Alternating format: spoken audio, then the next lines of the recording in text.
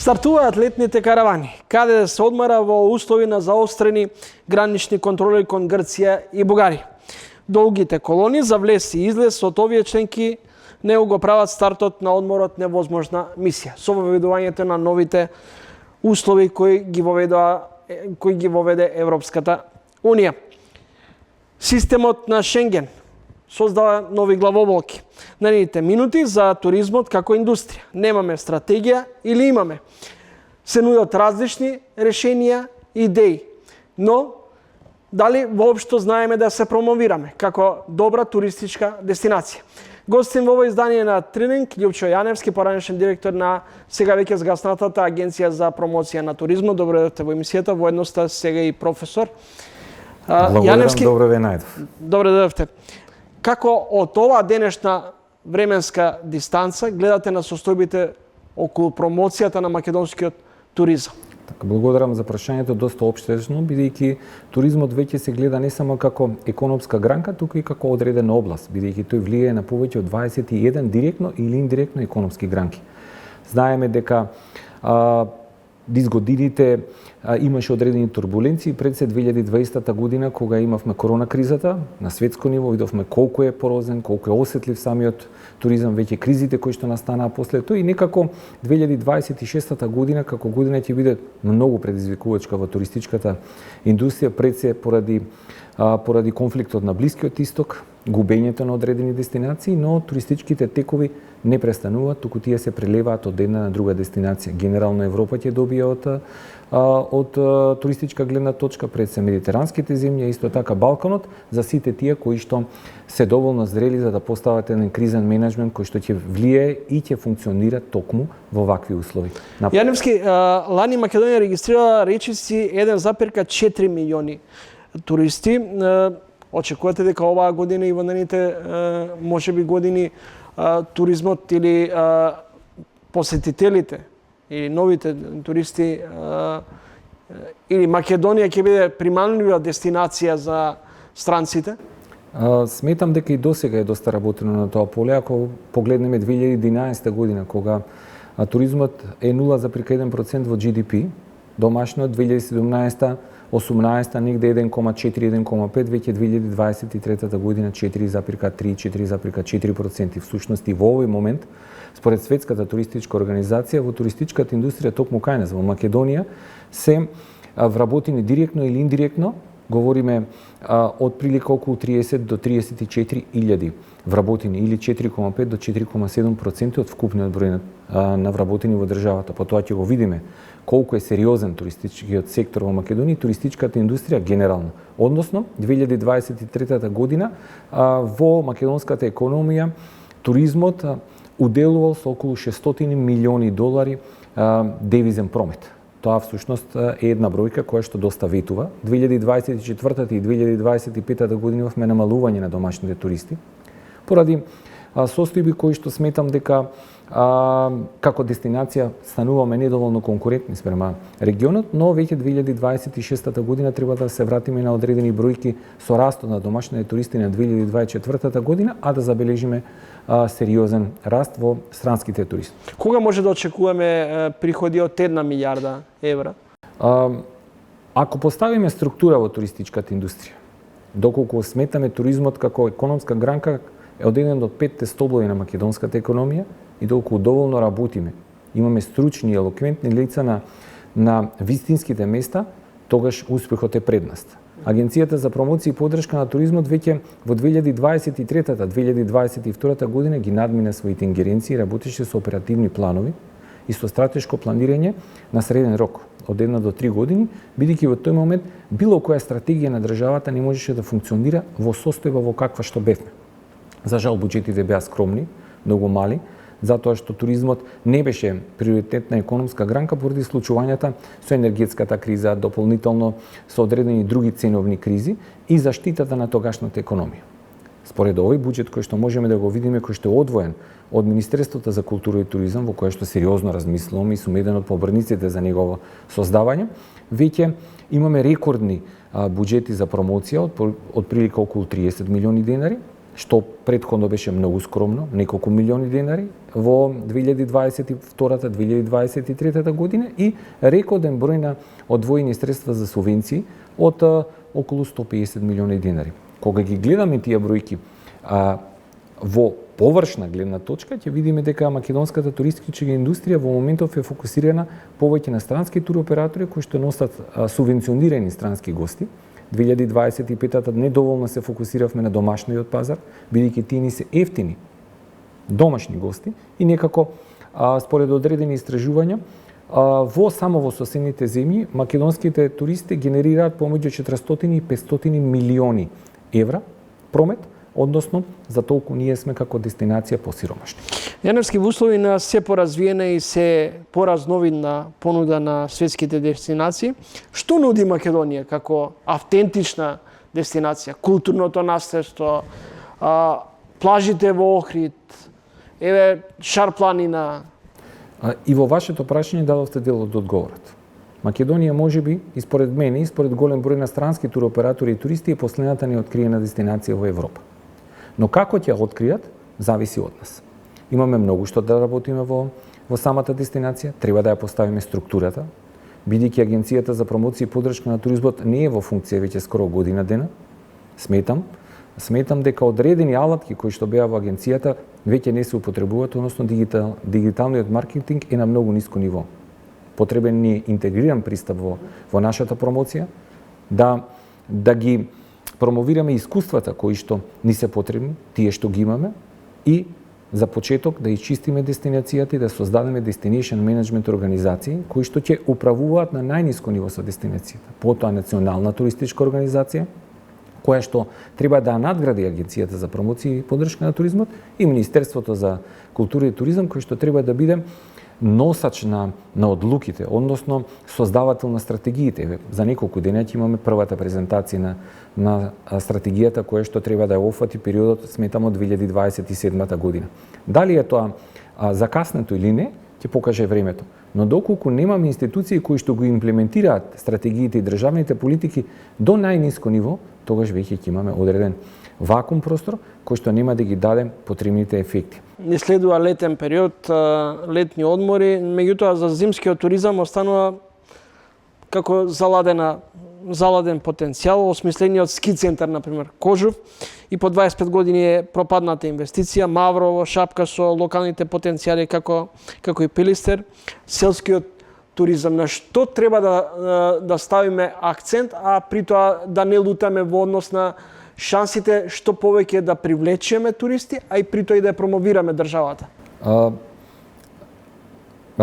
Ски центрите како инвестиции сметам дека барем за Македонија треба да се стават во втор план, бидејќи се инвестиции помеѓу 150 и 200 милиони долари, кои што наеднаш нема да донесат ефект. Тие 200 милиони долари е подобро да ги импутираме, односно да ги вложиме во развој на руралниот туризам, развој на алтернативните форми на туристичка понуда и да го развиваме локалниот економски сегмент, затоа што според сегашните статистики само два региона во Македонија опфаќаат 65 до 70% од вкупниот број на ноќевања и туристи.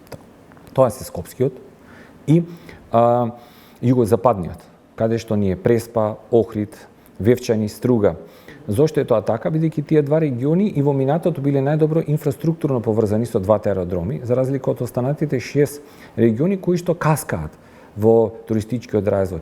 И всушност фокусот на различните форми на туристичка понуда, фокусот на отворањето на нови работни места преку зелената агенда ќе овозможи дополнителни средства кои што според мене со регулирање и дигитализација на самиот сектор, на македонскиот туристички сектор ќе донесат помеѓу милион и пол нови ноќевања. Видите во една прилика светските патници се повеќе бараат активни форми: рурален и екотуризам, етно и гастро концепт. Така е.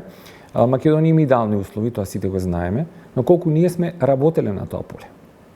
Еден проект кој што требаше да биде владин и мега проект е 50 села, 50 рурални приказни, во кој што директно ќе се вложуваше во одредени селски средини за развој на руралниот туризам. со самиот развој на руралниот туризам, сите негови пропратни елементи, пропратни туристички форми ќе се развиваат, како екотуризам, агритуризам, еногастро концепт. Ние веќе имаме околу 200 винари, дали се тоа семени винари, средни или големи винари, кои што понатаму треба да развиваат вински патишта и вински региони. Destination менеджмент организации кои што се карактеризираат и ќе етаблираат Македонија како винска земја на винскиот пазар. На тој начин ќе привлечеме друга целна група на туристи кои што ќе бидат многу поразлични од туристите кои што не посетуваат и ја претрачуваат дестинацијата со кружните патувања. Одредени статистички податоци до кои дојдеш за 3 месеци кај нас едва 50.000 посетители од странство. Како да излеземе од она матрица на сезонска промоција само на државата, не во текот на целата година? Всушност, јас сум многу загрижен затоа што последните 2 до 3 години покажаат дека имаме многу краток пик на сезоната. Таа сезона треба да започнува некаде во нашите туристички места од мај и да завршува длабоко во октомври. Тоа се трудевме да го работиме преку Охридскиот аеродром со чартер летовите на традиционалните наши туроператори. Но за жал туроператорите веќе дестинацијата не ја сметаат за доволно атрактивна и ги пренасочија своите операции во Албанија, а Македонија ја нудат како дестинација на една или 2 вечери. Тоа може да се погледне и по статистиката на просечниот престој на странските туристи, кој што отприлика 1,7 и 1,8 ноќевања и во последните 2 години е во драстичен пат. Кога велите, кога ја споменавте Албанија за првите 3 месеци ја посетиле над 2 милиони. Бугарија над 50 милиони успевале, инвестирани се над 50 милиони евра во туризмот. Ако ги споредиме тие дестинации со нас, јас секогаш сакам да ги споредам дестинациите од отворениот Балкан, една иницијатива која што многу требаше да биде благодетна за туристичката индустрија, бидејќи ние бевме мост помеѓу двете земји, помеѓу Србија и помеѓу Албанија и во секој случај требаше да поставиме заеднички кружни патувања, но и патувања со инфраструктура која што ќе овозможи многу побрз зелен коридор. Зошто не одминуваат? Не одминуваат од повеќе фактори. Еве, да поставиме едно типично прашање. Колку нови инвестиции во хотелски ланци се во последните 10 години во Македонија? Колку имаме нови хотели во градот Скопје? Колку имаме нови авионски линии? Говорам не нискобуџетни компании, туку нови, сериозни компании, авиокомпании кои што ќе развиваат дестинацијата. За жал, еден светски авиомагнат како Луфтханза ги намали своите операции за Македонија и веќе во јуни нема да ја сервисира дестинацијата. Се надевам дека тоа нема да се случи во наредните месеци и тоа е сепак одреден удар за туристичката индустрија и претежно за бизнисот. Бидејќи Скопје како метропола има туристичка индустрија во текот на целата година.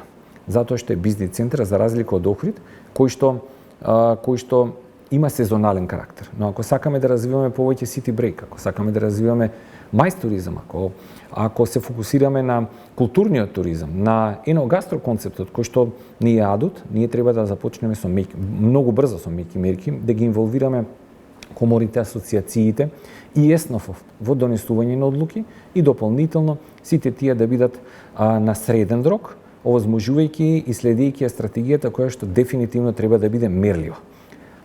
Зошто мерлива? За да ги барем да можеме да имаме оперативни и краткорочни планови кои што ќе бидат прилагодени на самата стратегија која што треба според мене да биде од долг рок помеѓу 10 и 15 години за развивање на дестинацијата. Доколку сериозно работиме во туристичката индустрија, многу брзо треба да ги надминеме бројките од 1988 година кога во Македонија сме имале 3,8 милиони ноќевања. На крајот, што мислите, какви ќе бидат последиците од воведувањето на овие нови правила за влез во земјите членки? Сериозно размислувам на таа тема и досега сметам дека Европската унија има извршено безброј анализи како ќе биде нивниот ефект врз туристичката индустрија на Европската унија од страна на останатите земји кои што не се во Европската унија. Сметам дека и во овој дел имавме доста полемики со примери од англиски туристи, нели, кои што и оваа година ќе можат да патуваат во Грција без да се регистрираат на новиот систем. Треба да бидеме доволно реални и да знаеме колку нека одредена дестинација уделува во економијата на останатата. Ако ја земеме Грција, ќе треба да компарираме 5 милиони туристи од Велика Британија, кои што просечно трошат по 1000 фунти во дестинацијата, српските туристи кои што се некаде 1 до 1.200.000, кои што во дестинацијата далеку трошат помеѓу 300 и 400 евра просечно, и ние кои што представуваме 0,8% од вкупниот број на туристи во Грција. Влијанието врз дестинацијата понекогаш значи олеснување или затегнување на одредени мерки и одредени правила. Ние сме тука да се бориме и нашите туристи да ги имаат истите услови како останатите туристи, и покрај тоа што сме надвор од Европската унија, но како што можете да видите, многу брзо се менуваат условите на светскиот туристички пазар и одредени дестинации кои што во минатото биле максимално атрактивни, сега веќе зјаат празни и ги затвараат своите комплекси. Тоа сметаме за Дубај, за Обединетите арапски емирати, а додека Шпанија, Франција, Италија, медитеранските земји, Хрватска, Црна Гора, од останатите балкански земји и Албанија ќе имаат профит од таа одредена криза. Македонија е земја која што во овој момент треба да гради реални политики во туристичката индустрија, одржливост на дестинацијата, структурирање според сите европски правила и мерки и искуства, дигитализација со цел да се намали сивата економија и веќе да почнеме да размислуваме на нешто на средениот долг рок, затоа што во овој момент едноставно во одредени елементи нас туризмот не се случува. Благодарам за гостувањето. Благодарам за поканата. Љупчо Јаневски, универзитетски професор и екс-директор на сега веќе згаснатата Агенција за промоција на туризмот.